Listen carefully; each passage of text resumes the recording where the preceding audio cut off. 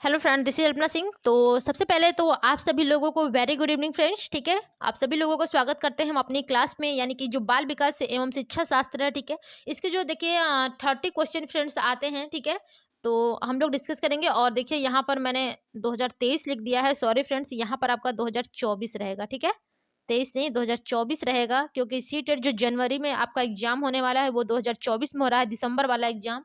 तो यहाँ पर 2024 होगा। ठीक है, तो चलिए फ्रेंड्स, फटाफट से आप सभी लोग जिन लोगों ने हमारे चैनल को लाइक एवं सब्सक्राइब नहीं किया है वे लोग कर लीजिए। हमारा चैनल है @लर्न विथ अल्पना। ठीक है, तो देखिए साथ ही साथ हम लोग आज आपके साथ मिल करके हम दोनों लोग, ठीक है, 30 क्वेश्चन कंप्लीट करेंगे। और आप लोग हमें लास्ट में कमेंट बॉक्स में कमेंट करके बताएंगे फ्रेंड्स कि आप लोगों के आउट ऑफ 30 क्वेश्चन कितने सही हुए हैं। ठीक है, आप लोग ये हमें कमेंट करके बताइएगा ताकि हमें पता चले कि आप लोग किस प्रकार से पढ़ रहे हैं, आप लोगों की तैयारी कितनी है। ठीक है, चलिए सबसे पहला क्वेश्चन देखेंगे फ्रेंड्स, हमारा क्या है। तो देखिए हमारा सबसे पहला क्वेश्चन है कि क्रांतिक अवधि के संप्रत्यय की क्या अवधारणा है। ठीक है, आपको बताना है कि क्रांतिक अवधि के संप्रत्यय की क्या अवधारणा है। पहला ऑप्शन है आपका, पहला कि विकास के दौरान अपरिवर्तनीय क्षति, दूसरा है वातावरण का विकास पर कोई प्रभाव ना होना, तीसरा ऑप्शन है आनुवंशिकता का विकास पर बहुत कम प्रभाव होना, और चौथा ऑप्शन है कि पुरस्कारों का विकास के दौर पर नकारात्मक प्रभाव होना। ठीक है, तो देखिए फ्रेंड्स, यहाँ पर जो सबसे करेक्ट ऑप्शन होगा, ठीक है, वो आपका पहला ही ऑप्शन बिल्कुल करेक्ट होगा कि जो क्रांतिकारिक अवधि के संप्रत्यय की क्या अवधारणा होती है। तो ये आपका यही होगा, विकास के दौरान अपरिवर्तनीय क्षति। ठीक है, यहाँ पर फर्स्ट ऑप्शन बिल्कुल करेक्ट होगा। आइए अगले क्वेश्चन की ओर चलेंगे और देखेंगे हमारा अगला क्वेश्चन क्या है। ठीक है, देखिए क्वेश्चन है कि विकास की नमनीयता में विश्वास रखने वाले सिद्धांतकारी निम्न में से ये, ठीक है, निम्न में से ये किस दृष्टिकोण को मानते हैं। पहला ऑप्शन है फ्रेंड्स आपका, पहला ऑप्शन है केवल स्वभाव ही विकास निर्धारित करता है। ठीक है, देखिए यहाँ पर केवल आया है तो ये तो आपका पहले ही निगेटिव। ठीक है, दूसरा ऑप्शन है कि पालन पोषण विकास को प्रभावित करता है। जी, देखिए पालन पोषण जो है वो आपके विकास को प्रभावित करता है फ्रेंड्स। और तीसरा ऑप्शन है कि विकास हमेशा निरंतर होता है। ठीक है, तो ये भी बिल्कुल सही है कि जो विकास है वो हमेशा ही निरंतर होता रहता है, लेकिन आपको जो विकास की नमनीयता में विश्वास रखने वाले सिद्धांतकारी हैं, ठीक है, वो किस दृष्टिकोण को मानते हैं ये आपको ध्यान देना है। ठीक है, जो विकास की नमनीयता को विश्वास यानी कि जो नमनीयता में विश्वास रखते हैं। और चौथा है कि विकास हमेशा अनिरंतर होता है, तो ऐसा बिल्कुल नहीं। यहाँ पर देखिए जो करेक्ट ऑप्शन बनेगा फ्रेंड्स, वो आप लोगों का ऑप्शन नंबर सेकंड ही बिल्कुल करेक्ट होगा कि पालन पोषण विकास को प्रभावित करते हैं। ठीक है, correct option option number second होगा। आइए अगले क्वेश्चन की ओर चलेंगे फ्रेंड्स, साथ ही साथ आप सभी लोग लाइक एंड सब्सक्राइब करते रहिएगा चैनल को। ओके, क्वेश्चन है कि बहुत छोटे बालकों के लिए खाली स्थान समाजीकरण की प्राथमिक संस्था है। देखिए हम लोग, हाँ, आप लोगों को पहले ही बताए हैं कि जो प्राथमिक संस्था होती है वो क्या होती है। ठीक है, समाजीकरण की पहला ऑप्शन है इसमें मुद्रक संचार, दूसरा है धार्मिक संस्था, तीसरा है विद्यालय, और चौथा है तत्कालीन परिवार। तो देखिए फ्रेंड, जो समाजीकरण की प्राथमिक संस्था होती है वो आपका परिवार होता है। अब कुछ भी लिखा है तत्कालीन परिवार जो भी है, आप लोग उसी को टिक करिएगा। ठीक है, राइट ऑप्शन आपका फोर्थ हो जाएगा। अगला क्वेश्चन है आपका, जीन पियाजे से संबंधित है फ्रेंड्स। ठीक है, कि जीन पियाजे के सिद्धांत में क्रियाओं और विचारों की संगठित प्रणाली जो व्यक्तियों को उनके जीवन से संबंधित वस्तुओं और घटनाओं को मानसिक रूप से प्रस्तुत करने और सोचने की स्वीकृति देती है, क्या कहलाती है। पहला ऑप्शन है आपका उन्नत आयोजक, दूसरा है संहिता, तीसरा है उपकरण, और चौथा स्कीमा। तो देखिए यहाँ पर सबसे करेक्ट ऑप्शन होगा आपका स्कीमा। ठीक है, यही आपका बिल्कुल करेक्ट होगा, क्योंकि देखिए यहाँ पर पूछा गया है आपसे क्वेश्चन में कि जीन पियाजे के सिद्धांत में क्रियाओं और विचारों की संगठित प्रणाली जो व्यक्तियों को उनके जीवन से संबंधित वस्तुओं और घटनाओं को मानसिक रूप से, देखिए जब भी आपका जीन पियाजे से संबंधित मानसिक रूप से प्रस्तुत करने या फिर सोचने की स्वीकृति आती है क्वेश्चन में, तो वहां पर आप लोग स्कीमा पे टिक लगाइएगा। बिल्कुल 100% श्योर आपका आंसर करेक्ट होगा। ओके, आइए अगले क्वेश्चन की ओर चलते हैं। देखिए फ्रेंड्स, अगला क्वेश्चन है आपका कि जीन पियाजे के संज्ञानात्मक विकास के सिद्धांत के अनुसार किस चरण पर अधिकतर बच्चे दूसरों के दृष्टिकोण को समझने में विशेषतः कठिनाई महसूस करते हैं। ठीक है, कब वो, मतलब यानी कि जो बच्चे हैं कब दूसरों के दृष्टिकोण को समझने में कठिनाई महसूस करते हैं। पहला ऑप्शन है उत्तर पारंपरिक, दूसरा ऑप्शन है पूर्व संक्रियात्मक, तीसरा मूर्त संक्रियात्मक, और चौथा है औपचारिक संक्रियात्मक। ठीक है, तो यहाँ पर देखिए जो सबसे करेक्ट ऑप्शन होगा फ्रेंड्स वो आपका पूर्व संक्रियात्मक अवस्था होगा, जो कि 2 से लेकर के 7 वर्ष तक की अवस्था होती है। तो देखिए जो 2 से 7 वर्ष तक की अवस्था होती है बच्चे, फ्रेंड्स, वो बच्चे जो होते हैं वो दूसरों के दृष्टिकोण को समझने में कठिनाई महसूस करते हैं, ठीक है? वो दूसरों की बातों को या फिर दूसरे के जो दृष्टिकोण होते हैं उसको वो समझ नहीं पाते हैं, ठीक है? तो राइट ऑप्शन जो होगा वो आपका ऑप्शन नंबर सेकंड होगा, बिल्कुल करेक्ट। आइए अगले क्वेश्चन की ओर चलेंगे और देखेंगे क्वेश्चंस क्या है, ठीक है? यहाँ पर देखिए आपसे लेव वाइगोत्स्की से संबंधित क्वेश्चन पूछा गया है, ठीक है? कि लेव वाइगोत्स्की के अनुसार संज्ञानात्मक विकास का उत्पाद है, ठीक है? संज्ञानात्मक विकास का क्या उत्पाद है? खाली स्थान है बीच में। पहला ऑप्शन है आनुवंशिक स्वभाव, दूसरा है केवल अवलोकन और अनुकरण, तीसरा है सामाजिक संपर्कता और चौथा है आपका अस्मिता निर्माण, ठीक है? तो यहाँ पर देखिए फ्रेंड्स, आपसे हमने पहले ही बताया है, जहां पर सामाजिक सांस्कृतिक, ठीक है, ये सब वर्ड आए वो आपका लेव वाइगोत्स्की से ही संबंधित होगा। तो देखिए यहाँ पर सामाजिक संपर्कता है, तो यहाँ पर लेव वाइगोत्स्की जी के अनुसार जो संज्ञानात्मक विकास है वो सामाजिक संपर्कता का उत्पाद है, ठीक है? तो राइट ऑप्शन जो होगा वो आपका ऑप्शन नंबर थर्ड होगा, बिल्कुल करेक्ट। आइए अगले क्वेश्चन की ओर चलेंगे और देखते हैं क्वेश्चंस क्या है, ठीक है? देखिए अगला क्वेश्चन है फ्रेंड्स कि निम्न में से किसका मानना है कि मानवीय गतिविधियां सांस्कृतिक परिप्रेक्ष्य में विकसित होती हैं और उन परिप्रेक्ष्यों से हटकर उन्हें समझा नहीं जा सकता है, ठीक है? पहला ऑप्शन है जीरोम ब्रूनर, दूसरा है डेविड ओशोबेल, तीसरा ऑप्शन है आपका जीन पियाजे, चौथा है लेव वाइगोत्स्की। तो देखिए फ्रेंड, जो क्वेश्चन पूछा गया है कि निम्न में से किसका मानना है कि मानवीय गतिविधियां सांस्कृतिक परिप्रेक्ष्य में विकसित होती हैं और उन परिप्रेक्ष्यों से हटकर उन्हें समझ नहीं जा सकता, यानी कि समझा नहीं जा सकता। तो यहाँ पर जो करेक्ट ऑप्शन बनेगा फ्रेंड्स वो आपका लेव वाइगोत्स्की से संबंधित है, ठीक है? तो यहाँ पर करेक्ट ऑप्शन जो होगा वो आपका ऑप्शन नंबर फोर्थ होगा, बिल्कुल करेक्ट। आइए अगले क्वेश्चन की ओर चलते हैं, देखते हैं क्या है। देखिए अगला क्वेश्चन है फ्रेंड्स आपका लॉरेंस कोहलबर्ग से संबंधित है, जो कि इनका जो सिद्धांत है नैतिक विकास, ठीक है, उससे संबंधित पूछा गया है कि लॉरेंस कोहलबर्ग के नैतिक विकास के सिद्धांत के किस चरण पर बच्चों के नैतिक तर्क, ठीक है, दंड से बचने हेतु आज्ञाकारी होने पर आधारित है? पहला ऑप्शन है पूर्व परंपरागत स्तर, दूसरा है आपका परंपरागत स्तर, तीसरा है उत्तर परंपरागत स्तर और चौथा है औपचारिक परंपरागत स्तर। ओके, तो यहाँ पर देखिए फ्रेंड, जो सबसे करेक्ट ऑप्शन होगा कि लॉरेंस कोहलबर्ग के नैतिक विकास के सिद्धांत के अनुसार, ठीक है, किस चरण पर बच्चों के जो नैतिक तर्क है या फिर दंड से बचने हेतु जो आज्ञाकारी है, ठीक है, ये किस पर यानी कि होने पर आधारित है? तो इसका देखिए जो राइट ऑप्शन बनेगा फ्रेंड्स वो आपका पहला ही सही है, पूर्व परंपरागत स्तर, ठीक है।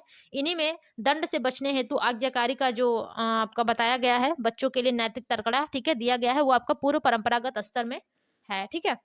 आइए अगले क्वेश्चन की ओर चलेंगे और देखेंगे क्वेश्चंस क्या है। यहाँ पर आपका तो पहला ही सही था, ठीक है। देखिए अगला क्वेश्चन है आपका, इसको छोटा कर लेते हैं ताकि हमारा स्क्रीन पे पूरा आ जाए, ठीक है। क्वेश्चन है कि निम्न में से कौन सी एक संरचनावादी अध्यापक की विशेषता है? आपको बताना है एक संरचनावादी अध्यापक की विशेषता कौन सी है, ठीक है। पहला ऑप्शन है बहुत अमूर्त विचारों पर आधारित पाठ तैयार करना, दूसरा ऑप्शन है अकेले हल करने के लिए बहुत सारी समस्याएं देना, तीसरा ऑप्शन है अधिगम का मूल्यांकन अर्धकालीन परीक्षाओं के आधार पर करना और चौथा है कि ऐसी गतिविधियां आयोजित करना जिससे विद्यार्थियों की अवधारणाओं को चुनौती मिले, ठीक है। तो यहाँ पर देखिए फ्रेंड, जो आपके संरचनावादी अध्यापक की विशेषता के बारे में पूछा गया है तो उसका जो करेक्ट ऑप्शन होगा फ्रेंड्स वो आपका ऑप्शन नंबर फोर्थ होगा कि ऐसी गतिविधियां आयोजित करना जिससे विद्यार्थियों के अवधारणाओं को चुनौती मिले, ठीक है। ये एक संरचनावादी अध्यापक की विशेषता है। तो यहाँ पर फोर्थ ऑप्शन होगा बिल्कुल करेक्ट। आइए अगले क्वेश्चन की ओर चलेंगे। देखिए अगला क्वेश्चन है आपका हार्वर्ड गार्डनर से संबंधित है फ्रेंड्स, ये आपके बुद्धि से जो बुद्धि वाला चैप्टर है, ठीक है, उससे संबंधित है कि हार्वर्ड गार्डनर ने अपने बहुबुद्धि सिद्धांत में निम्न में से किस बुद्धि प्रकार को शामिल नहीं किया है, ठीक है। आपको बताना है कि इसमें से कौन सी बुद्धि के प्रकार को शामिल नहीं किया है। पहला ऑप्शन है प्राकृतिक बुद्धि, दूसरा स्थानीय बुद्धि और तीसरा है आपका अवबोधन बुद्धि और चौथा अंतर्वैयक्तिक बुद्धि, ठीक है। तो देखिए जो आपके हार्वर्ड गार्डनर साहब है फ्रेंड्स वो किस प्रकार की बुद्धि को शामिल नहीं किया है, तो यहाँ पर होगा अवबोधन बुद्धि, ठीक है। इसी को उन्होंने शामिल नहीं किया है। बाकी आपके 8 बुद्धि हैं, ठीक है, इनके प्रकार हार्वर्ड गार्डनर के अनुसार। एक मैं सोच रही हूँ चैप्टर आप लोगों के लिए बनाने के लिए हार्वर्ड गार्डनर का, ठीक है, जल्दी ही मैं आप लोगों को उसकी क्लास दूंगी, ठीक है। जो हार्वर्ड गार्डनर के 8 प्रकार की बुद्धि बताई गई हैं उसके बारे में मैं आप लोगों के एक अलग से क्लास लूंगी, तो बताऊंगी इसके बारे में, डिस्कस करूंगी, ठीक है, डिटेल में। चलिए यहाँ पर देखिए थर्ड ऑप्शन बिल्कुल करेक्ट होगा। अगला क्वेश्चन देखते हैं क्या है। देखिए फ्रेंड्स अगला जो क्वेश्चन है वो आपका अभिकथन और तर्क वाले क्वेश्चन है, ठीक है। तो चलिए हम लोग देखेंगे अभिकथन और तर्क वाले क्वेश्चन को। सबसे पहले आपका देखिए अभिकथन है, ठीक है, ए। देखिए इसमें क्या है कि जब शुरुआत में कोई विद्यार्थी किसी समस्या को हल नहीं कर पा रहा हो तो अध्यापिका को उसे बोल बोल कर सोचने के लिए प्रोत्साहित करना चाहिए, जो कि बिल्कुल सही है फ्रेंड। देखिए जब कोई विद्यार्थी स्टार्टिंग में होता है, ठीक है, किसी समस्या को हल नहीं कर पाता है वो, तो जो अध्यापिका होती है उसे बोल बोल कर सोचने के लिए प्रोत्साहित करना चाहिए, जो कि देखिए यहाँ पर बिल्कुल करेक्ट है। ठीक है, अब चलिए अपना तर्क देखेंगे क्या है। ये तो आपका बिल्कुल सही हो गया अभिकथन। तर्क है कि मौखिकीकरण और बोल बोल कर सोचना विचारों को क्रमित करता है और दी गई समस्याओं का हल ढूंढने में मदद करना है, जो कि बिल्कुल सही है फ्रेंड। देखिए आप जब मौखिकरण यानी कि बोल बोल कर आप किसी चीज के बारे में सोचेंगे और जो विचार करेंगे, ठीक है, उसमें जो विचार होता है उसमें क्रमित आता है, ठीक है, क्रम वाइज जो भी उसका क्रमितपन होता है वो आता है, और जो दी गई है आपकी समस्याएं, ठीक है, उसका हल ढूंढने में वो मदद करता है। ठीक है, तो देखिए दोनों ही सही है, और जो आर है तर्क वो आपके अभिकथन ए की सही व्याख्या भी कर रहा है। तो आइए देखते हैं इसका जो कथन है, सॉरी आंसर है, ठीक है, सही विकल्प वो कौन सा होगा। तो देखिए पहले ही विकल्प में दिया है कि ए और आर दोनों सही है और आर ए की सही व्याख्या करता है, तो बिल्कुल करेक्ट ऑप्शन हो जाएगा ऑप्शन नंबर फर्स्ट। ठीक है, आइए अगले क्वेश्चन की ओर चलेंगे फ्रेंड्स। देखिए 2 क्लास आप लोगों की डेली चलेगी, ठीक है, कल मैंने एक ही क्लास लिया था बट ऐसा नहीं होगा फ्रेंड्स। ठीक है, क्वेश्चन है आपका कि कक्षा में जेंडर रूढ़िवादिता को रोकने के लिए यह महत्वपूर्ण है कि, अब आपको बताना है कि जेंडर रूढ़िवादिता को रोकने के लिए सबसे महत्वपूर्ण क्या है। ठीक है, पहला ऑप्शन है आपका अंतर जेंडर पारस्परिकता को प्रतिबंधित किया जाए, और दूसरा ऑप्शन है 1 मिनट, देखिए दूसरा ऑप्शन है जेंडर भेदभाव पर चर्चा करने से बचा जाए, तीसरा ऑप्शन है ऐसे उदाहरण प्रस्तुत किए जाएं जो उन रूढ़िवादों को चुनौती दें, और चौथा है कि रोजमर्रा की गतिविधियों द्वारा जेंडर पक्षपात किया जाए। देखिए क्वेश्चन क्या पूछा था आपसे कि कक्षा में जेंडर रूढ़िवादिता को रोकने के लिए यह महत्वपूर्ण है कि, ठीक है, तो यहाँ पर देखिए जो सबसे राइट ऑप्शन बनेगा फ्रेंड्स वो आपका ऑप्शन नंबर थर्ड होगा कि ऐसे उदाहरण प्रस्तुत किए जाएं जो उन रूढ़िवादों को चुनौती दे। ठीक है, चलिए यहाँ पर थर्ड ऑप्शन बिल्कुल करेक्ट होगा। अगला क्वेश्चन की ओर चलेंगे और देखेंगे क्वेश्चंस क्या है। ठीक है, देखिए यहाँ पर इस प्रकार से क्वेश्चन दिया गया है फ्रेंड्स, हम लोग इसको छोटा कर लेंगे ताकि हम लोग का पूरा पेज जो है क्वेश्चन का आ जाए स्क्रीन पर। ठीक है, देखिए क्वेश्चन है कि एक अध्यापक के तौर पर आप अपनी कक्षा में मौजूद व्यक्तिगत विभिन्नताओं को अपनाने के लिए निम्न में से क्या करोगे। ठीक है, आप एक अध्यापक आज मान लीजिए कि आप टीचर हैं, ठीक है, आप टीचर हैं तो आप अपनी कक्षा में जो मौजूद व्यक्तिगत विभिन्नताएं हैं, ठीक है, उसको अपनाने के लिए आप निम्न में से क्या करेंगे। पहला ऑप्शन है मिश्रित योग्यता समूह बनाना, ठीक है, मिश्रित योग्यता 1 मिनट, ये कौन सा क्वेश्चन है आपका, क्वेश्चन नंबर 13 है। ठीक है, पहला ऑप्शन था मिश्रित योग्यता समूह बनाना, दूसरा है पाठ्यक्रम को समृद्ध करना, तीसरा है अध्यापन के बाल केंद्रित तरीके अपनाना। तो यहाँ पर देखिए जो सबसे करेक्ट ऑप्शन होगा फ्रेंड्स वो पहला, तो चौथा हमने पढ़ा ही नहीं, चौथा देखिए है विद्यार्थियों का नामकरण करना। ठीक है, तो यहाँ पर देखिए जो सबसे करेक्ट ऑप्शन होगा फ्रेंड्स, सबसे पहले तो आप एक पाठ्यक्रम को समृद्ध करेंगे। ठीक है, तो यहाँ पर दूसरा ऑप्शन बिल्कुल करेक्ट होगा, और यहाँ पर तीसरा क्या दिया है कि अध्यापन के बाल केंद्रित तरीके अपनाएंगे। जी बिल्कुल सही, देखिए जो आपकी एनसीईआरटी है और जो आपका एनसीएफ है 2005 वो भी कहता है कि जो शिक्षा है वो बाल केंद्रित होनी चाहिए। ठीक है, तो यहाँ पर ये बिल्कुल करेक्ट होगा, और विद्यार्थियों को नामकरण करना, और ये थर्ड हो जाएगा आपका करेक्ट, यानी कि जो राइट ऑप्शन इसका होगा वो ऑप्शन नंबर थर्ड होगा, केवल 1, 2 और 4। ठीक है, थर्ड ऑप्शन बिल्कुल करेक्ट। चलिए अगले क्वेश्चन की ओर चलेंगे फ्रेंड्स, देखेंगे क्या है। सॉरी,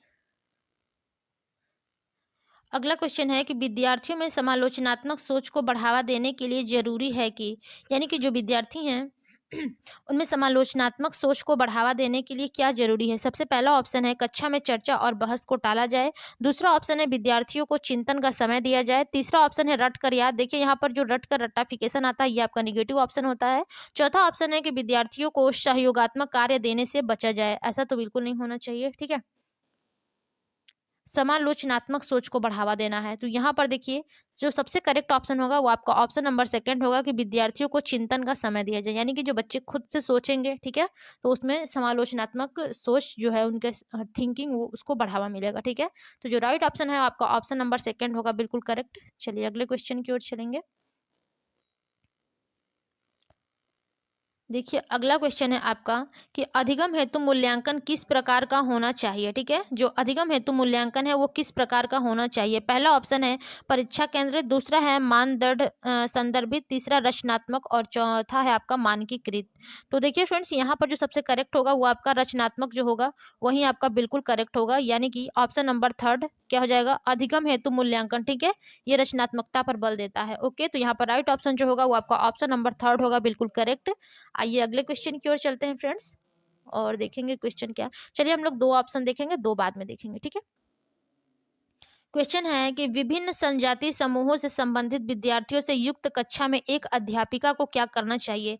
यानी कि जो विभिन्न संजातीय समूहों से संबंधित जो विद्यार्थी हैं, ठीक है, उनसे युक्त कक्षा में एक अध्यापिका को क्या करना चाहिए। पहला ऑप्शन है विद्यार्थियों को समान संजातियों के आधार पर वर्गीकृत कर देना चाहिए, जो कि बिल्कुल गलत होता है फ्रेंड्स, यहाँ पर वर्गीकृत नहीं करना चाहिए। ठीक है, दूसरा ऑप्शन है कि ऐसी चर्चाएं संसाधित करनी चाहिए जिनसे विविधता के प्रति स्वीकृति और सम्मान मिलना चाहिए। ओके, और थर्ड ऑप्शन आपका क्या है, देख लेते हैं थर्ड को भी। थर्ड ऑप्शन है कि प्रभु संस्कृति आधारित मानकीकृत पाठ्यक्रम से शिक्षण, ये भी गलत होगा। चौथा है कि शिक्षार्थियों की विभिन्नताओं को अनदेखा नहीं करना चाहिए। ठीक है, जो राइट ऑप्शन बनेगा फ्रेंड्स वो आपका ऑप्शन नंबर सेकंड ही बिल्कुल करेक्ट होगा। ठीक है, यहाँ पर कि ऐसी चर्चाएं संसाधित करनी चाहिए जिनसे विविधता के प्रति स्वीकृति और सम्मान मिलना चाहिए। ठीक है, चलिए सेकंड ऑप्शन बिल्कुल करेक्ट है। अगले क्वेश्चन की ओर चलेंगे और देखेंगे क्वेश्चंस क्या है। ठीक है, देखिए क्वेश्चन है कि आपका स्कूल विभिन्न सुविधाओं की पहुंच पाने के लिए सीढ़ियों, दरवाजों और दूसरे वास्तुकला संबंधित स्वरूपों द्वारा पैदा की गई बाधाओं को दूर करने के लिए अपनी आधारभूत संरचनाओं में सुधार कर रहा है। ऐसा करके स्कूल क्या प्रोत्साहित कर रहा है। पहला ऑप्शन है मुख्य धारा, दूसरा है बहिष्करण, तीसरा है एकीकरण या फिर समाकलन, और चौथा है समावेशन। तो क्वेश्चन को देखिए एक बार पढ़ेंगे कि आपका स्कूल विभिन्न सुविधाओं की पहुंच पाने के लिए सीढ़ियों, दरवाजों और दूसरे वास्तुकला संबंधित स्वरूपों द्वारा पैदा की गई बाधाओं को दूर करने के लिए अपनी आधारभूत संरचनाओं में सुधार कर रहा है। ठीक है, जब वो जो उसकी आधारभूत जो संरचनाएं हैं उसमें वो सुधार कर रहा है, तो एक ऐसा करके स्कूल क्या प्रोत्साहित कर रहा है। ठीक है, तो यहाँ पर देखिए जो राइट ऑप्शन बनेगा वो आपका हो जाएगा समावेशन। ठीक है, आपके मान लीजिए आपके दिमाग में, आपके माइंड में, थिंकिंग में कोई पहले से ही बात है लेकिन आप उसमें सुधार करके कुछ और उसमें ऐड कर रहे हैं, तो वो आपका समावेशन होता है। ठीक है, राइट ऑप्शन आपका फोर्थ बिल्कुल करेक्ट होगा। आइए अगले क्वेश्चन की ओर चलेंगे फ्रेंड्स और देखेंगे अगला क्वेश्चन क्या है। अगला क्वेश्चन है कि क्षीण दृष्टि से जूझते विद्यार्थियों के समायोजन हेतु एक अध्यापक को क्या देने से बचना चाहिए। ठीक है, जो क्षीण दृष्टि से जूझ रहे हैं विद्यार्थी, जिनको कम दिखाई देता है, उनके समायोजन हेतु एक अध्यापक को क्या करना चाहिए। पहला ऑप्शन है दृश्य अव्यवस्थित नोट्स। ठीक है, और दूसरा ऑप्शन है आवर्धक लेंस, तीसरा ऑप्शन है बड़े आकार में छपी पाठ्य पुस्तकें, और चौथा स्पर्शनीय मानचित्र आलेख। ठीक है, ठीक है, तो यहाँ पर देखिए फ्रेंड, जो क्षीण दृष्टि से जूझ रहे विद्यार्थी हैं उनके लिए समायोजन हेतु क्या करना चाहिए, तो उनके लिए दृश्य अव्यवस्थित नोट्स देना चाहिए। ठीक है, राइट ऑप्शन क्या हो जाएगा, ऑप्शन नंबर फर्स्ट होगा, बिल्कुल करेक्ट। ये देने से बचना चाहिए। ठीक है, यानी कि नॉट वाले आंसर पूछा गया है, तो यहाँ पर दृश्य अव्यवस्थित, जब वो बच्चा देख ही नहीं पाएगा तो वो पढ़ेगा क्या, या फिर उसमें समायोजन क्या होगा। ठीक है, तो यहाँ पर दृश्य अव्यवस्थित यानी कि जो उसको दिखाई नहीं दे रहा उस प्रकार के नोट्स उसको नहीं देना चाहिए। ठीक है, तो यहाँ पर राइट ऑप्शन आपका फर्स्ट होगा, बिल्कुल करेक्ट। चलिए अगले क्वेश्चन की ओर चलेंगे और देखेंगे हमारा अगला क्वेश्चन क्या है। इसे छोटा कर लेंगे ताकि पूरी तरीके से स्क्रीन पर क्वेश्चन आ जाए। क्वेश्चन है कि अवधान न्यूनता अतिक्रियाशीलता विकार, ठीक है, यानी कि एडीएचडी से जूझते विद्यार्थी के संदर्भ में निम्न में से कौन सा कथन सही नहीं है। देखिए फ्रेंड्स, यहाँ पर नॉट वाले क्वेश्चन पूछे गए हैं, तो थोड़ा ध्यान दीजिएगा। पहला ऑप्शन है कि उन्हें किसी एक कार्य में लंबे समय तक एकाग्र रहने में अक्सर मुश्किलें होती हैं। दूसरा ऑप्शन है वे अक्सर वस्तुओं को कुल बुलाते रहते हैं और बेचैन दिखते हैं। तीसरा ऑप्शन है कि वे किसी कार्य पर काम करते हुए बहुत आसानी से विचलित हो जाते हैं, और चौथा ऑप्शन है उनकी काफी लंबी और स्थिर अवधान अवधि होती है। तो यहाँ पर देखिए जो नेगेटिव आंसर है, ठीक है, इसका आपका फोर्थ ऑप्शन ही है नेगेटिव, कि जो उनकी काफी लंबी और स्थिर अवधान अवधि होती है। ठीक है, यही जो अतिक्रियाशीलता यानी कि एडीएचडी विकार से जूझ रहे विद्यार्थी हैं, ठीक है, उनके संदर्भ में यही कथन जो है वो सही नहीं है, बाकी सब करेक्ट है। तो यहाँ पर फोर्थ ऑप्शन बिल्कुल करेक्ट होगा, क्योंकि हमसे पूछा नॉट वाला है तो नॉट ही सही होगा हमारा। अगला क्वेश्चन देखेंगे क्या है। अगला क्वेश्चन है कि एक स्कूल में एक प्रतिभावान विद्यार्थी को कुछ श्रेणियां छोड़कर सीधे उच्च श्रेणी में पदोन्नत कर दिया जाता है, ठीक है। यानी कि कोई एक प्रतिभाशाली विद्यार्थी है, उसको कुछ श्रेणियों को छोड़ करके उसे सीधे उच्च श्रेणी में पदोन्नति कर दिया जाता है, यानी कि क्लास को छोड़ करके उसे आगे की क्लास में पदोन्नत कर दिया जाता है। इसके आगे दिया है कि प्रतिभावान विद्यार्थियों को पढ़ाने के लिए इस स्कूल में किस उपागम का इस्तेमाल किया गया है। पहला ऑप्शन है त्रवण, दूसरा है समृद्धिकरण, तीसरा है प्रोत्साहन और चौथा है संश्लेषण। तो यहाँ पर देखिए जो सबसे करेक्ट ऑप्शन होगा फ्रेंड्स वो आपका हो जाएगा समृद्धिकरण, ठीक है। ऑप्शन नंबर सेकंड होगा बिल्कुल करेक्ट। चलिए अगले क्वेश्चन की ओर चलेंगे और देखेंगे हमारा अगला क्वेश्चन क्या है। देखिए क्वेश्चन है कि अर्थपूर्ण अधिगम हेतु कक्षा में ऐसी संस्कृति विकसित करनी चाहिए जहां विद्यार्थियों को खाली स्थान के अत्यधिक अवसर मिले, ठीक है। यानी कि जब अर्थपूर्ण अधिगम होता है इसके लिए कक्षा में एक ऐसी संस्कृति विकसित करनी चाहिए जहां जो विद्यार्थी हैं उनको किस प्रकार के अत्यधिक अवसर मिले। पहला ऑप्शन है एक दूसरे से प्रतिस्पर्धा करना, ये तो निगेटिव होगा क्योंकि देखिए जहां पर प्रतिस्पर्धा आता है यानी कि कंपटीशन, ये हमारा निगेटिव वर्ड माना जाता है, ठीक है। दूसरा ऑप्शन है ज्ञान के निर्माण करने, ये आपका हो सकता है, ठीक है। और तीसरा ऑप्शन है तथ्यों को रट कर याद करने। देखिए जो रट कर याद किया जाता है ये आपका निगेटिव होता है, मैंने आपको पहले ही बताया, तो ये होगा नहीं। निष्क्रिय होकर सुनने, ये भी नहीं होगा। तो यहाँ पर जो करेक्ट ऑप्शन बचता है वो आपका ज्ञान का निर्माण करने में हो जाएगा, ठीक है। यानी कि सेकंड ऑप्शन बिल्कुल करेक्ट होगा। चलिए अगले क्वेश्चन की ओर चलेंगे फ्रेंड्स और देखेंगे क्वेश्चन क्या है। अगला क्वेश्चन है विद्यार्थियों को खाली स्थान बनने के लिए सुसाधित करना चाहिए। यानी कि विद्यार्थियों को यानी कि किसके बनने के लिए सुसाधित करना चाहिए। पहला ऑप्शन है स्वतंत्र विचारक, दूसरा है आश्रित अधिगमकर्ता, ये तो होगा नहीं, ठीक है। आश्रित अधिगमकर्ता, निष्क्रिय, यहाँ पर देखिए निष्क्रिय जो होता है वो आपका निगेटिव होता है। चौथा ऑप्शन है उच्च श्रेणी के प्रतिद्वंदी, ये भी नहीं होगा। तो जो सबसे करेक्ट ऑप्शन बनता है वो आपका स्वतंत्र विचारक हो जाएगा, ठीक है। राइट ऑप्शन क्या होगा, ऑप्शन नंबर फर्स्ट हो जाएगा, बिल्कुल करेक्ट। अगले क्वेश्चन की ओर चलेंगे और देखेंगे क्वेश्चन क्या है। देखिए यहाँ पर आपके जो क्वेश्चंस हैं वो आपके अभिकथन और तर्क वाले दिए गए हैं, ठीक है। तो यहाँ पर देखिए हम लोग देखेंगे अभिकथन और तर्क क्या सही है क्या गलत है। सबसे पहले देखिए जो अभिकथन ए है उसके बारे में हम लोग देखेंगे कि शुरुआती उम्र से ही हमारा मस्तिष्क वास्तविक सांसारिक परिवेशों से जुड़ी विषय वस्तु को सीखने में सक्षम होता है, जो कि बिल्कुल सही है। देखिए स्टार्टिंग से ही हम लोग जब से बच्चा यानी कि जब जन्म लेता है तभी से वो अपने जो वातावरण है उसका जो इन्वायरमेंट है, ठीक है, उसके वो वास्तविक सांसारिक परिवेशों से जुड़ी हुई जो उसकी विषय वस्तु होती है, ठीक है, उससे सीखने में वो सक्षम हो जाता है।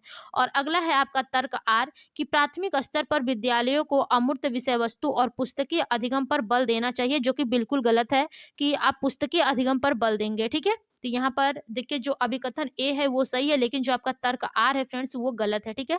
तो चलिए ऑप्शन में देखेंगे हम लोग विकल्प में क्या सही है क्या गलत है। तो यहाँ पर ये तो होगा नहीं, और देखिए ए सही, दोनों सही है, ये भी नहीं होगा। थर्ड है ए सही है लेकिन आर गलत है, तो जो सबसे करेक्ट ऑप्शन बनेगा वो आपका ऑप्शन नंबर थर्ड ही बिल्कुल करेक्ट हो जाएगा। ओके, आइए अगले क्वेश्चन की ओर चलेंगे और देखेंगे क्वेश्चंस क्या है, ठीक है। देखिए अगला क्वेश्चन है आपका कि अधिगम अधिक प्रभावशाली होता है जब, आपको बताना है कि अधिगम अधिक प्रभावशाली होता है जब, पहला ऑप्शन है विषय वस्तु अत्यधिक जटिल हो। देखिए प्रभावशाली कब होगा, जब जटिल होगा तो होगा नहीं। दूसरा ऑप्शन है अध्यापक का शिक्षा शास्त्र व्यवहारात्मक हो, ठीक है। और तीसरा ऑप्शन है अधिगम लक्ष्य परीक्षा केंद्रित हो, ऐसा बिल्कुल नहीं होना चाहिए, लक्ष्य परीक्षा केंद्रित, ठीक है। और चौथा है कि अधिगम का स्वभाव प्रयोगात्मक हो। देखिए जो शिक्षा शास्त्र व्यवहारात्मक होता है इससे अधिगम अधिक प्रभावशाली नहीं होता है, जितना कि वो उसका जो स्वभाव होता है अधिगम का वो जितना कि प्रयोगात्मक हो तब वो प्रभावशाली होता है, ठीक है। तो यहाँ पर जो सबसे करेक्ट ऑप्शन बनेगा ऑप्शन नंबर आपका फोर्थ ही होगा कि अधिगम अधिक प्रभावशाली होता है जब अधिगम का स्वभाव प्रयोगात्मक होता है, ठीक है। तो यहाँ पर जो करेक्ट ऑप्शन बनेगा वो आपका ऑप्शन नंबर फोर्थ होगा, बिल्कुल करेक्ट। चलिए अगले क्वेश्चन की ओर चलेंगे और देखेंगे क्वेश्चंस क्या है। देखिए अगला क्वेश्चन है कि रीना एक दी गई समस्या के समाधान हेतु उस समस्या से मिलती जुलती समस्याओं को उद्धृत कर रही है, ठीक है। वह निम्न में से किस समस्या समाधान युक्ति का इस्तेमाल कर रही है।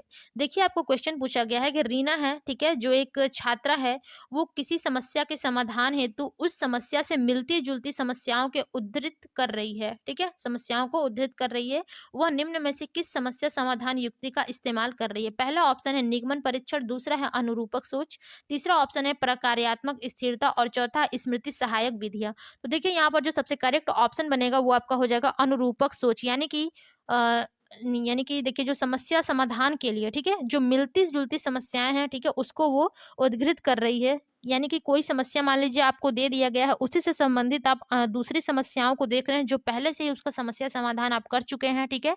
तो उस समस्या में कौन-सी समाधान को जो युक्ति है आपने उपयुक्त किया है वहाँ पर, ठीक है? उपयोग किया था, उसी प्रकार से इस समस्याओं में भी उसी से वो जोड़ रही है कि जो पहली समस्याएँ थी उसी से संबंधित ये भी समस्याएँ हैं, तो जो उपयोग हमने समस्या समाधान के लिए जो तथ्य को उसमें लिया था, हम भी इसमें भी ले सकते हैं। तो यहाँ पर आपका अनुरूपक सोच होगा, ठीक है? करेक्ट ऑप्शन आपका सेकंड होगा। आइए अगले क्वेश्चन की ओर चलेंगे और देखेंगे क्वेश्चंस क्या है। यहाँ पर देखिए फ्रेंड्स, फिर से आपके जो अभिकथन और कारक वाले क्वेश्चंस आ गए हैं, ठीक है? तो हम लोग देखेंगे क्या है। सबसे पहले हम लोग अभिकथन देखेंगे ए, ठीक है, कि एक अध्यापिका को विद्यार्थियों द्वारा दी गई त्रुटियों पर कोई ध्यान नहीं देना चाहिए, जो कि बिल्कुल गलत है। जो एक अध्यापिका होती है फ्रेंड्स, ठीक है, वो विद्यार्थियों द्वारा कोई भी त्रुटियां हो उस पर जो अध्यापिका है उसको ध्यान देना चाहिए, ठीक है। तो ये तो आपका गलत हो गया। अगला आपका है तर्क आर, ठीक है, इसमें देखेंगे क्या है कि त्रुटियों का अधिगम प्रक्रिया में कोई महत्व नहीं होता, जो कि ये भी बिल्कुल गलत है फ्रेंड। देखिए जो त्रुटियां होती हैं उसी से आप अधिगम को और भी अधिक प्रभावशाली बना सकते हैं त्रुटियों के माध्यम से, ठीक है। आप देखिए गलतियों से ही सीखते हैं, ठीक है। तो यहाँ पर देखिए जो कथन और तर्क है ये दोनों ही गलत है। तो ऑप्शन में देखिए आपका ऑप्शन नंबर फोर्थ जो है वही गलत होगा और सही होगा, ठीक है। सॉरी, सही होगा कि ए और आर दोनों ही गलत हैं, ठीक है। तो राइट ऑप्शन जो होगा वो आपका ऑप्शन नंबर फोर्थ होगा, बिल्कुल करेक्ट। देखिए अगला आपका क्वेश्चंस है, ठीक है, हम लोग इसको छोटा कर लेंगे ताकि स्क्रीन पर आ जाए। देखिए काफी लंबा इसका जो ऑप्शन दिया गया है। देखिए क्वेश्चन है कि विद्यालयों को, ठीक है, पहला ऑप्शन है इसमें विद्यालय को, कि विद्यार्थी को सॉरी विद्यार्थियों की भावनात्मक स्थिति को अनदेखा करना चाहिए और पहले से सीखे ज्ञान को पुनरुत्पादित करने पर ध्यान देना चाहिए, ठीक है। दूसरा ऑप्शन है यहाँ पर, ये तो गलत ही होगा कि पुनरुत्पादित कर देना चाहिए, ठीक है। और दूसरा ऑप्शन है कि विद्यार्थियों के सामाजिक संदर्भ को अनदेखा। देखिए सामाजिक संदर्भ को अनदेखा आप कैसे कर सकते हैं, जो बच्चा होता है वो अपने आनुवंशिकता वातावरण दोनों से सीखता है, ठीक है। तो यहाँ पर अनदेखा नहीं करना चाहिए सामाजिक संदर्भ को, तो ये तो पहले ही हमारा निगेटिव हो गया। तीसरा है कि विद्यार्थियों के सामाजिक संदर्भ के प्रति विचारशील होना चाहिए और नए ज्ञान के निर्माण को अनदेखा करना चाहिए, जो कि बिल्कुल नहीं। जो है उसका नया ज्ञान है, ठीक है, उसके निर्माण में अनदेखा नहीं करना चाहिए, ठीक है। ये भी गलत हो गया, यानी कि ऑप्शन नंबर डी बचा है, यही आपका करेक्ट होगा फ्रेंड्स, कि जो विद्यार्थी हैं इनकी भावनात्मक स्थिति के प्रति विचारशील होना चाहिए और नए ज्ञान के निर्माण पर ध्यान देना चाहिए, ठीक है। तो जो विद्यालय है उसका सही ऑप्शन जो होगा वो आपका ऑप्शन नंबर फोर्थ होगा, यानी कि डी ऑप्शन बिल्कुल करेक्ट। चलिए अगले क्वेश्चन की ओर चलेंगे और देखेंगे क्वेश्चंस क्या है, ठीक है। देखिए अगला क्वेश्चन है आपका कि अधिगम और सहायता से जूझते विद्यार्थी योग्यता का ऐसा दृष्टिकोण रखते हैं जिसमें मेहनत करके योग्यता में बढ़ावा नहीं किया जा सकता, ठीक है। योग्यता के प्रति ऐसा दृष्टिकोण क्या कहलाता है। यानी कि आपसे देखिए क्वेश्चन पूछा गया है कि अधिगम असहायता से जूझते विद्यार्थी, जिनको अधिगम में असहायता हो रही है, उस प्रकार से जो जूझ रहे हैं विद्यार्थी, इनकी योग्यता का एक ऐसा दृष्टिकोण रखते हैं, ठीक है, जिनमें मेहनत करके योग्यता में बढ़ावा नहीं किया जा सकता। तो योग्यता के प्रति ऐसा दृष्टिकोण क्या कहलाएगा। पहला ऑप्शन है एकल या फिर सत्व दृष्टिकोण, दूसरा है वार्धिक दृष्टिकोण, तीसरा है प्रवीणता उन्मुखी दृष्टिकोण और चौथा है अधिगम आशावादी दृष्टिकोण, ठीक है। तो यहाँ पर देखिए फ्रेंड, जो सबसे करेक्ट ऑप्शन होगा वो आपका हो जाएगा एकल या सत्व दृष्टिकोण, ठीक है। यहाँ पर पहला ही ऑप्शन आपका करेक्ट होगा। चलिए अगले क्वेश्चन की ओर चलेंगे और देखेंगे क्वेश्चन क्या है। इसको छोटा कर लेते हैं ताकि सभी ऑप्शन जो है वो आ जाए आपके एक ही साथ स्क्रीन पर, ठीक है। देखिए आपका अगला क्वेश्चन है, लास्ट से आपका सेकंड क्वेश्चन है कि अधिगम के लिए एक सहायक वातावरण पैदा करने हेतु एक महत्वपूर्ण सॉरी यह महत्वपूर्ण है कि, ठीक है, यानी कि अधिगम के लिए एक सहायक वातावरण पैदा करने के लिए क्या महत्वपूर्ण है। पहला ऑप्शन है विद्यार्थियों की रुचियों को अनदेखा करना, जो कि पहले ही निगेटिव हो गया। रुचि है उनको अनदेखा नहीं करना चाहिए विद्यार्थियों को, ठीक है, क्योंकि उनकी जो रुचियां हैं वो बहुत ही महत्वपूर्ण भूमिका निभाती हैं बच्चों के अधिगम के लिए। दूसरा ऑप्शन है आपका कि विभिन्न हिस्सेदारों जैसे कि माता-पिता, अध्यापकों और विद्यार्थियों के बीच संप्रेषण पोषित करें। ये तो आपका करेक्ट हो सकता है, बट हम लोग थर्ड और फोर्थ ऑप्शन भी देखेंगे, ठीक है। थर्ड है कि बहुत सख्त, कठोर एवं सत्यवादी अध्यापकों का नियुक्त करें, ठीक है। कठोर जब सत्यवादी आप अध्यापकों की नियुक्ति कर देंगे तो बच्चा तो सीख ही नहीं पाएगा पहले ही, ठीक है। तो ये निगेटिव हो गया। चौथा है कि पढ़ने के लिए मानकीकृत पाठ्यक्रम को लागू करना चाहिए। ऐसा नहीं, जो पढ़ने के लिए जो पाठ्यक्रम है उनको लचीला होना चाहिए, ठीक है। तो यहाँ पर जो सबसे करेक्ट ऑप्शन बनेगा फ्रेंड्स, तो आपका ऑप्शन नंबर सेकंड हो जाएगा कि अधिगम के लिए एक सहायक वातावरण पैदा करने हेतु यह महत्वपूर्ण है कि विभिन्न हिस्सेदारों जैसे कि माता-पिता, अध्यापकों और विद्यार्थियों के बीच संप्रेषण पोषित करें, ठीक है। जो सबसे करेक्ट ऑप्शन होगा वो आपका ऑप्शन नंबर सेकंड बिल्कुल करेक्ट होगा। और आज के हम लोग लास्ट क्वेश्चन को देखेंगे 30, ठीक है, सीडीपी के। देखिए क्वेश्चन है कि निम्न में से कौन सा कारक विद्यार्थियों के प्रभावशाली और अर्थपूर्ण अधिगम में सहयोग नहीं करता है। देखिए यहाँ पर नॉट वाले क्वेश्चन पूछे गए हैं, थोड़ा सा ध्यान देना है कि कौन सा कारक विद्यार्थियों के प्रभावशाली और अर्थपूर्ण अधिगम में सहयोग नहीं करता है। पहला ऑप्शन है आपका बाल केंद्रित शिक्षा शास्त्र, जो कि बिल्कुल सही है, ठीक है। और दूसरा ऑप्शन है कि अधिगम की सार्वभौमिक रूपरेखा, ये भी बिल्कुल करेक्ट है, ठीक है। और मानकीकृत पाठ्यक्रम जो होता है ये बिल्कुल ही आपका निगेटिव ऑप्शन होता है। यहाँ पर लचीला पाठ्यक्रम होना चाहिए, ठीक है। और चौथा है आपका कि अध्यापन का संरचनावादी उपागम, ये तो आपका पॉजिटिव ये ऑप्शन है संरचनावादी, ठीक है। तो जो यहाँ पर देखिए निगेटिव आपसे ऑप्शन पूछा है कि अधिगम में सहयोग नहीं करता है, ठीक है। प्रभावशाली और अर्थपूर्ण अधिगम में सहयोग नहीं करता है, तो जो आपका मानकीकृत पाठ्यक्रम है यही आपका सहयोग नहीं करता है अधिगम में, ठीक है। तो जो राइट ऑप्शन बनेगा आपका जो थर्ड, यानी कि जो गलत है वही सही होगा, क्योंकि हमसे पूछा ही गलत था, ठीक है। तो आज के लिए हमने अपने सीडीपी के 30 क्वेश्चन कंप्लीट किए हैं। जो लोग अभी तक चैनल को लाइक एंड सब्सक्राइब नहीं किए वो लोग कर लीजिए। हमारा चैनल है @learn with Alpana. Okay friends, आज के लिए बस इतना ही। मिलेंगे अपने अगली क्लास में, यानी कि कल की क्लास में। तब तक के लिए धन्यवाद।